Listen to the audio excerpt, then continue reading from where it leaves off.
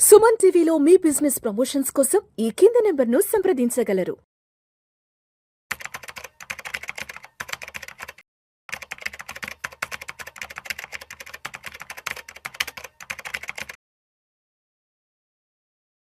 Welcome to Vishnu talks. నేను విష్ణు. ప్రస్తుతం మనతో పాటు సీనియర్ ఫినాన్స్ ప్రొఫెషనల్ గిరిబాబు గారు ఉన్నారు. సార్తో మాట్లాడదాం. గిరిబాబు గారు నమస్తే సార్. నమస్తే అండి. ఎస్ గిరిబాబు గారు, ఒక్కసారి బంగారం వెండి ధరలు ఎలా ఉన్నాయో చూద్దాము. వెండి విషయానికి వస్తే కేజీ 1,60,000 వద్ద ఉంది. అదేవిధంగా బంగారం విషయానికి వస్తే 1,27,000, 28,000 దగ్గర ఉంది. ఇది 24 carats 10 grams retail price. So ఏంటి ప్రస్తుతం బంగారం ధరలు బాగా పెరుగుతున్నాయంటారా లేదంటే తగ్గాయంటారా? అసలు కారణాలు ఏంటి? అంటే బాగా పెరిగి ఒక చిన్న కరెక్షన్ తీసుకున్నాయి, చిన్న జర్క్ లాగా అనుకోవచ్చు మనం. అయితే నార్మల్గా ఇప్పుడు అందరికీ కూడా రీసెన్సీ బయాస్ అని ఒక మన బిహేవియరల్ ఫైనాన్స్లో ఒక టాపిక్ ఉంటుంది. బిహేవియరల్ ఫైనాన్స్లో రీసెన్సీ బయాస్ అంటే ఏంటంటే మన కళ్ళ ముందు ప్రస్తుతం ఏం జరుగుతోంది దాని వెనక పరిగెత్తడం. అంటే మనకు సడన్గా మార్కెట్ పడితే అరే పడిపోతుంది మొత్తం పోతుందని భయపడిపోవడం. మార్కెట్ సడన్గా పరిగెట్టి ఏదైనా ఒక షేర్ ప్రైసో కంపెనీ ప్రైసో లేకపోతే ఇట్లాంటి కమోడిటీ ప్రైసో విపరీతంగా పరిగెడితే వెళ్ళిపోతుంది, దొరకదు, బస్సు వెళ్ళిపోతే మనం అంత స్పీడ్గా వెళ్ళి దాన్ని క్యాప్చర్ చేయడానికి ట్రై చేస్తూ ఉంటారు. రీసెన్సీ బయాస్ అంటే ఇది సహజంగా ప్రతి చోట ప్రతి దేశంలో అన్ని చోట్ల జరిగేది ఇది. సో అలాంటి ఒక రీసెన్సీ బయాస్కి ఒక classic example gold and silver. నేను రీసెంట్గా బేగం బజార్లో మనకు మసీద్ పక్కన శ్రీకృష్ణ జ్యువెలర్స్ ఒక షాప్ ఉంటుంది, బులియన్ షాప్. అది హైదరాబాద్లో ఉన్న ద బెస్ట్ బులియన్ షాప్. దాని ముందు క్యూ చూస్తే ఇక్కడ గుళ్ళో ప్రసాదం పెడుతున్నాం అనుకున్నాను నేను లిటరల్లీ. రీసెంట్ గా కొన్ని వీడియోస్ కూడా వచ్చాయి, ఆ క్యూ లైన్ లో నిల్చున్న వీడియోస్. ఎగ్జాక్ట్లీ. దీపావళికి ముందు దానికి బ్యారికేడ్లు కట్టి సెక్యూరిటీ పెట్టి పోలీసులు కూడా అక్కడ కాపలాగా వస్తున్నారు అంటే జనాల్ని కంట్రోల్ చేయడానికి. గుళ్ళో ప్రసాదం గట్టిగా పెడుతున్నట్టు జనాలు ఎట్లా వస్తారు? గుళ్ళో ప్రసాదం కూడా అంతగా రారు, అంత జనాలు ఉన్నారు అక్కడ. అది ఎప్పుడు రాత్రి 9:30కు ధన్తెరస్ రోజు నేను అక్కడ వేరే పని మీద వెళ్తుంటే సైడ్ చూస్తే నాకు అది షాక్. అసలు వీడియో తీద్దాం అనుకున్నా కానీ నాకు వచ్చే దానికి సంబంధించిన వీడియోలు చాలా సోషల్ మీడియాలో కూడా బాగా వచ్చాయి. సో ఇదేంటంటే గోల్డ్ పరిగెడుతోంది, గోల్డ్ వెళ్ళిపోతుంది, ఇంకా దొరకదిగా కొనేయాలి, ఇవ్వాలి కాకపోతే రేపు లేదు అనే విధంగా కొనేశారు. కరెక్ట్గా ఆ పీరియడ్ అంటే ధన్తెరస్ నెక్స్ట్ 1-2 డేస్లో ఖచ్చితంగా ఒక పర్సంటేజ్ చూసుకుంటే గోల్డ్ వచ్చేసి మోర్ దెన్ 12-15% పడింది నియర్ బై, అండ్ సిల్వర్ వచ్చి మోర్ దెన్ 20% పడింది. అయితే దీనికంటే ముందు ఎందుకు పెరిగిందో చూద్దాం. అసలు ఫస్ట్ మనము అందరికీ ఏమని అర్థమవుతుంది అంటే స్టాక్ మార్కెట్ అంటే ఫస్ట్ మీరు చెప్పక్కర్లేదు, అది వోలటాలిటీ, తగ్గిపోతాయి, నష్టపోతారు, పోతారు అని ఒక ఫీలింగ్ వచ్చేస్తుంది అందరికి. బంగారం అనగానే పడదు, పెరుగుద్ది, గ్యారంటీగా డబ్బులు ఇస్తుంది, నమ్ముకోవచ్చు, అది బంగారం అంటే అన్ని ఉన్నట్టే మన దగ్గర, ఒక అవసరానికి అమ్ముకోవచ్చు అనే ఒక పాజిటివ్ దృక్పథం ఉంటుంది గోల్డ్ అనగానే.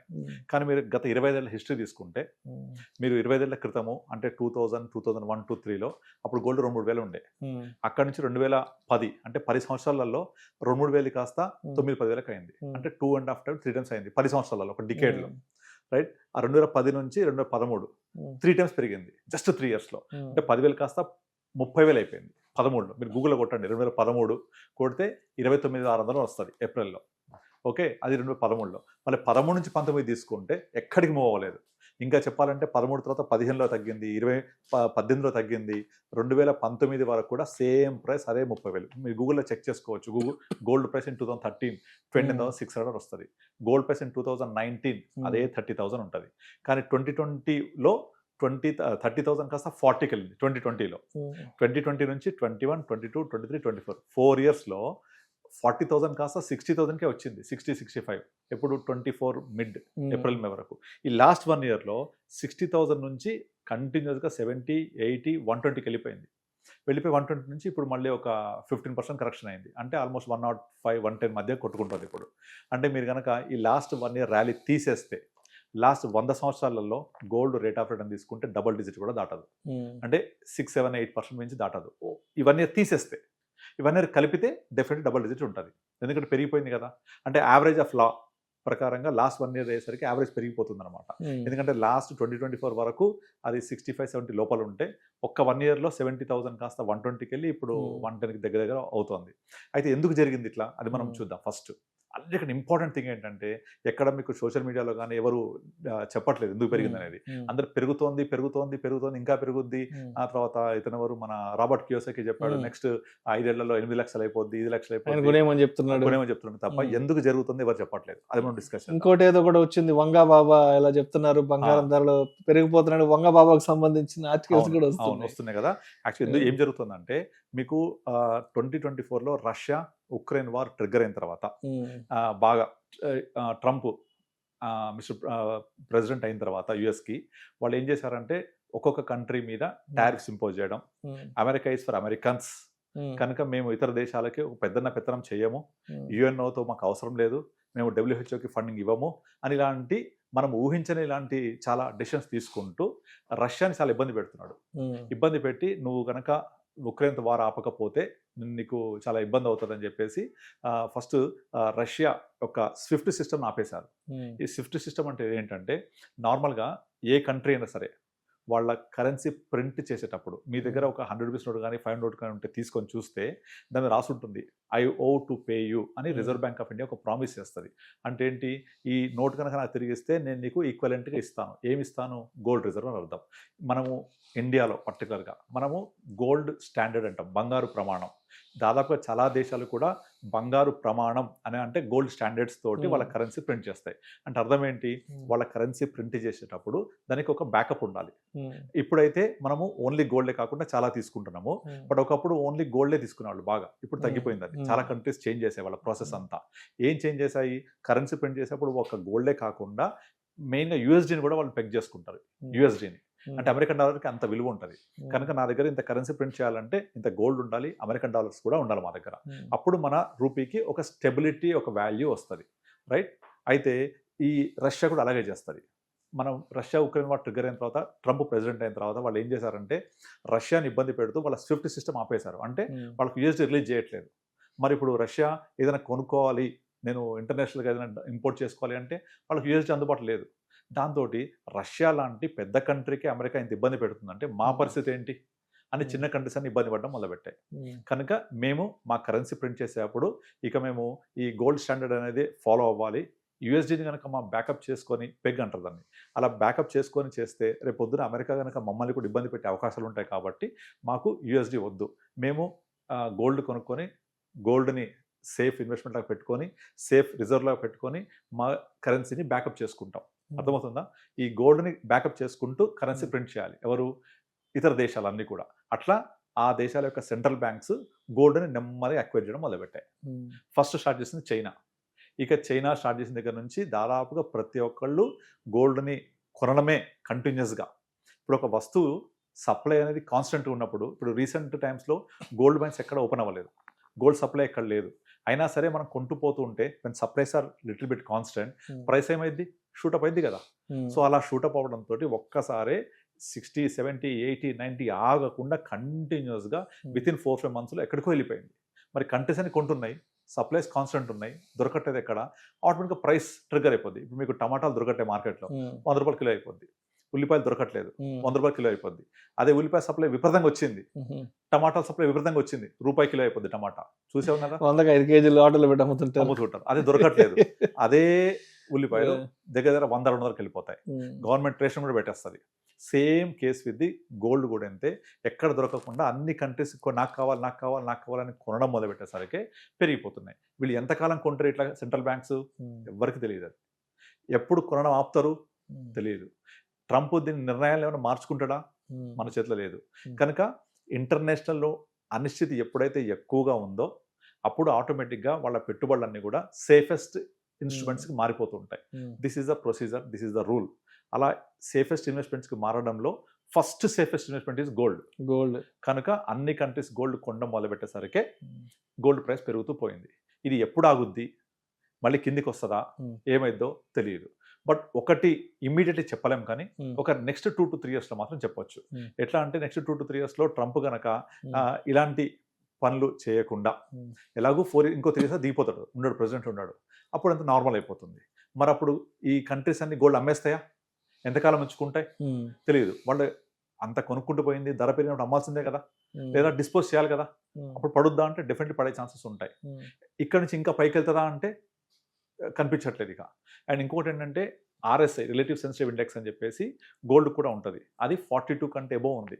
ఫస్ట్ టైం 1980s తర్వాత గోల్డ్ అంత పెరిగింది, అంత RSI పెరిగింది అనమాట. ఎప్పుడైతే ఇది ఇంత పెరుగుద్దో లాస్ట్ టైం హిస్టరీ పరంగా ఎప్పుడైతే RSI అంత ఎక్కువ క్రాస్ అయిన తర్వాత దగ్గర ఒక డికేడ్ వరకు అసలు గోల్డ్ మనీ మూవ్ అవ్వలేదు. రైట్. సో ఇప్పుడు కూడా మళ్ళీ ఒక డికేడ్ వరకు మూవ్ అవుద్దా లేదంటే చెప్పలేం గోల్డ్. ఈ ఇంటర్నేషనల్ అనిశ్చితి ఎంతకాలం ఉంటుంది, ట్రంప్ ఎంతకాలం ఇట్లాంటి కండిషన్స్ పెడుతూ ఉంటాడు, వరల్డ్ కంట్రీస్ అన్ని కూడా ఎప్పుడు దీన్ని ఒక అనిశ్చితిని లేదు అని ఫీల్ అవుతారో అప్పటి వరకు పెరగడానికి తగ్గడానికి వోలటాలిటీకి చాలా అవకాశాలు ఉంటాయి. అండ్ దీంతో పాటుగా సిల్వర్, గోల్డ్ ఫ్రెండ్ ఎప్పుడు సిల్వర్, ఇద్దరు బ్రదర్స్ ఇద్దరు వాడిద్దరు. సిల్వర్ కి ఉన్న ఇంకొక అడ్వాంటేజ్ ఏంటంటే దీంతో పాటుగా అంటే కంట్రీస్ కరెన్సీ ఏమో గోల్డ్ రిలేటెడ్, కానీ సిల్వర్ ఏంటంటే రీసెంట్ కాలంలో మీకు ఈవీలో, బ్యాటరీస్ లో, తర్వాత ఇండస్ట్రియల్ కన్సంప్షన్ బాగా పెరిగిపోయింది, సప్లైస్ తగ్గిపోయినాయి. సో ఆటోమేటిక్ గా సిల్వర్ ఇస్ న్యూ గోల్డ్ అయిపోయింది ఇప్పుడు. Silver is new gold. So దాంతో సిల్వర్ కి కూడా బాగా వెనక పరిగెత్తడం మొదలు పెట్టారు. సేమ్ వెళ్తోంది, అది కూడా సేమ్ 20% పడింది సిల్వర్, బాగా పెరిగింది కదా, బాగా పడింది. రైట్. అయితే మీరు సిల్వర్ గురించి ప్రస్తావించారు కాబట్టి సిల్వర్ కి సంబంధించి వాళ్ళ వార్త కూడా రావడం జరిగింది. ఇక నుంచి అంటే ఇప్పటి వరకు అయితే బంగారాన్ని తాకట్టు పెట్టుకుని బ్యాంకులు ఎలా అయితే లోన్లు ఇచ్చాయో ఇక నుంచి సిల్వర్ ని కూడా బ్యాంకులు తాకట్టుగా తీసుకొని లోన్లు కూడా ఇవ్వబోతున్నాయంటూ కూడా ఒక ఆర్టికల్ చదివాను ఇవాళ. ఒక్కసారి ఆర్టికల్ కి సంబంధించిన డీటెయిల్ గా చదువుతాను. సో గిరిబాబు గారు, వెండికి సంబంధించిన ఆర్టికల్ ఇప్పుడే మనకి రావడం జరిగింది. బంగారు ఆభరణాల తరహాలోనే వెండి ఆభరణాలను హామీగా ఉంచి రుణం తీసుకునే వెసులుబాటు అందుబాటులోకి రాబోతోంది. ఇప్పటి వరకు అసంఘటిత రంగంలో కొన్ని సహకార బ్యాంకులే వెండి తనఖా రుణాలు ఇస్తున్నాయి.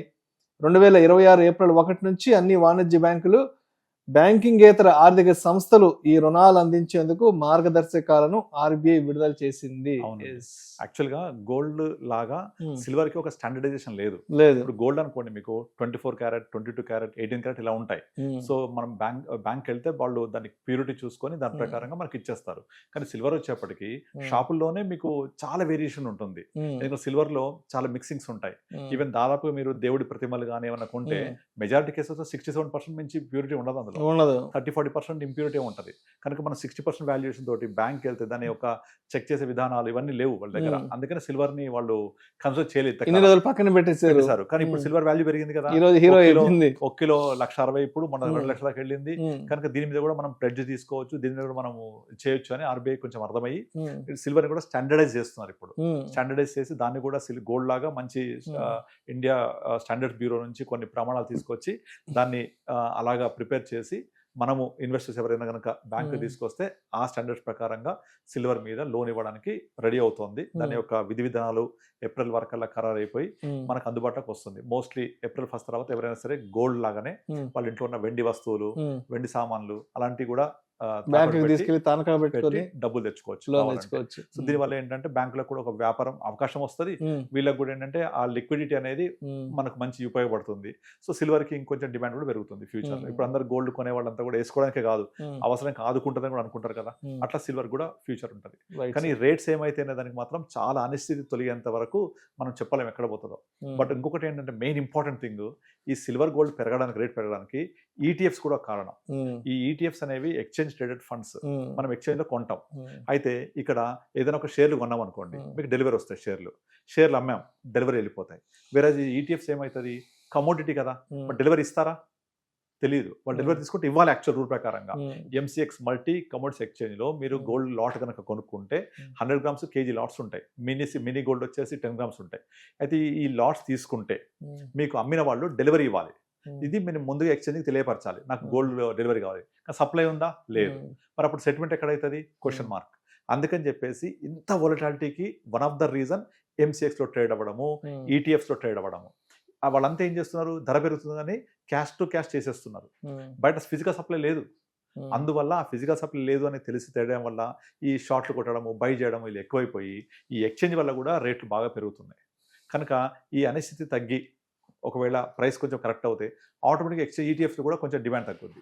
ETF డిమాండ్ తగ్గితే ఆటోమేటిక్గా గోల్డ్ ప్రైస్ కూల్ అవుతుంది. సో ఎదురు కూడా గోల్డ్ ప్రైస్ ఇప్పుడున్నంత కంటే ఇంకా బాగా బీభత్సంగా గోల్డ్ 1,20,000, 1,30,000, 2 లక్షలు అయిపోద్ది, 3 లక్షలు అయిపోద్ది అని చెప్తున్నారు షాప్ వాళ్ళు. కానీ అంత అయ్యే అవకాశం లేదు. ఎందుకంటే అలా గనక అవుతే దేశాలు ఇబ్బందులు పడకూడదు గురవుతాయి. ఒక ఎగ్జాంపుల్ చెప్తా, ఇండియా పరంగా మనం సావరిన్ గోల్డ్ బాండ్ రిలీజ్ చేసామా 2015 నుంచి. Sovereign gold bond government of India విపరీతంగా సేల్ చేసింది. 2015, 16, 17 లాస్ట్ 2020 ఆపేశారు కదా. ఎస్జీబీ ఏం చేస్తుంది, మనము ఆ ట్రాంకి అంటే ఆ సిరీస్ యొక్క ప్రివైలింగ్ ప్రైస్ లో కొనుక్కుంటాం. ఎగ్జాంపుల్ 40,000 అనుకోండి. మళ్ళీ 8 years లాక్ ఇన్ అయిపోయాక ఆ రోజున్న ప్రివైలింగ్ ప్రైస్ ఇచ్చేసేయాలి ఇన్వెస్టర్ కి, plus 2.5% interest every year pay చేయాలి, పెయిడ్ హాఫ్ ఇయర్లీ. సో ఇది ప్రాసెస్ ఇది. సో 8 years ఇప్పుడు అవస్తున్నాయి. అంటే 2017 లో కొన్న వాళ్ళందరికీ ఇప్పుడు మెచ్యూరిటీ. అప్పుడు ఎంత ఉండే 17 లో లెస్ దాన్ 30,000 ఉండే, ఇప్పుడు ఎంత ఉంది 110 వరకు ఉంది అనుకోండి. గవర్నమెంట్ 110 ఇవ్వాలి కదా. సో గవర్నమెంట్ ఎంత బర్డన్, ఎగ్జాక్ట్లీ చాలా బర్డన్ గవర్నమెంట్ కూడా. మీకు 2024 అనుకుంటా లాస్ట్ ఇయర్ మన ఎలక్షన్స్ కి ముందు జరిగిన బడ్జెట్ లో గవర్నమెంట్ 6% ఈ గోల్డ్ మీద ట్యాక్స్ కట్ చేసింది. మీకు గుర్తుండుంటే ఒకే రోజు గోల్డ్ ప్రైసెస్ 6% పడ్డాయి. అది ఎలా, ట్యాక్స్ కట్ చేయడం వల్ల. ఎందుకు, ద నెక్స్ట్ ఇమీడియట్లీ వాళ్ళకు ఇది ఉంది, ఏది మన ఈ సిరీస్ పే చేయాల్సింది ఉంది కనుక ఎస్జీబీ పే చేయాలంటే వాళ్ళకి అంత బిల్ ఎక్కువైపోతుంది కదా. కనుక 6% ట్యాక్స్ కట్ చేయడం వల్ల ఆటోమేటిక్ గా మొత్తం పేమెంట్ లో 6% తగ్గిపోయినట్టే. సో ఇప్పుడు మళ్ళీ 17 ఇప్పుడు పే చేయాలి, 8 years అయింది. 18 లో కొన్న అమ్మినవన్నీ ఇప్పుడు నెక్స్ట్ ఇయర్ పే చేయాలి. మరి ధర పెరిగిపోతే గవర్నమెంట్ ఆఫ్ ఇండియా కూడా చాలా ప్రాబ్లం అవుతుంది. సో గవర్నమెంట్ కూడా డెఫినెట్లీ ఇది పెరగకుండడానికి కావాల్సిన పరిణామాలు, కావాల్సిన స్టెప్స్ తీసుకోవచ్చు. I can't say anything, but ఒక ప్రాసెస్ ఒకటి ఉంది, అవకాశం. రెండోది, మనం ఈ గోల్డ్ అంతా కూడా ఇంటర్నేషనల్ ప్రైస్ లో కొలుస్తాం, అంటే ఔన్స్ లో, యుఎస్డిలో. సపోజ్ ఫ్యూచర్ లో రూపీ స్ట్రెంత్ అయింది అనుకోండి, ఆటోమేటిక్ గా గోల్డ్ ప్రైస్ పడడం జరిగి మన రూపీ స్ట్రెంత్ అవుతే ఇంకా డబుల్ ఇంపాక్ట్ అవుతుంది, అండ్ ఇంకా వాల్యూ తగ్గిపోతుంది. ఇప్పుడంతా కూడా రూపీ వీక్ అవ్వడం అనేది, అక్కడ గోల్డ్ ప్రైస్ పెరుగుతోంది, రూపీ వీక్ అవుతుంది, డబుల్ ఇంపాక్ట్ అప్ సైడ్. రేపు రూపీ స్ట్రెంత్ అయ్యి గోల్డ్ పడితే double impact on down side. కనుక బెటర్ అవసరం తప్ప కొనకండి. Right sir. Thank you sir, thank you so much Giribabu గారు. థ్యాంక్ యూ అండి.